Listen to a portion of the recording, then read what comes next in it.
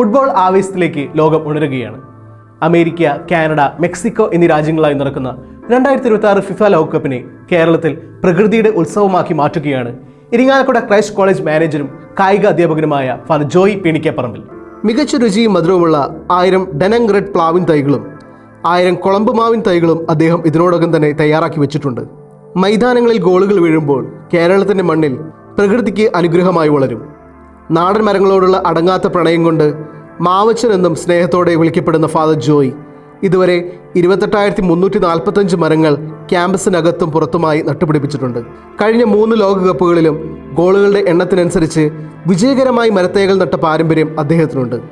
കളിഭ്രാന്തിൻ്റെ flux ബോർഡുകൾക്ക് പിന്നാലെ പോകാതെ football ആവേശത്തെ ഹരിതവൽക്കരണത്തിലേക്ക് വഴിതിരിച്ചുവിടുന്ന അച്ഛൻ്റെ ഈ വ്യത്യസ്തമായ സംരംഭം നാടിന് വലിയൊരു മാതൃകയാണ്. പരിസ്ഥിതി സംരക്ഷണത്തിനും കായിക രംഗത്തിനും അദ്ദേഹം നൽകിയ സമാനതകളില്ലാത്ത സംഭാവനകളെ തേടി നിരവധി പുരസ്കാരങ്ങളും എത്തിയിട്ടുണ്ട്. 2014 പ്രകൃതി മിത്ര പുരസ്കാരവും 2015 കേരളം വനം വന്യജീവി വകുപ്പ് ഏർപ്പെടുത്തിയ വനമിത്ര പുരസ്കാരവും ഫാദർ ജോയ്ക്ക് ലഭിച്ചു.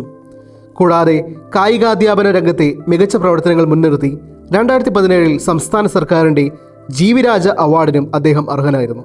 ലോകകപ്പിൽ പറക്കുന്ന ഓരോ ഗോളുകൾക്കും ഓരോ മരത്തൈകൾ വീതം നട്ടുകൊണ്ട് ഈ കായിക മാമാങ്കത്തെ വരും തലമുറകൾക്കായുള്ള മധുരമുള്ള ഓർമ്മകളാക്കി മാറ്റുകയാണ് ഈ പ്രകൃതി സ്നേഹി.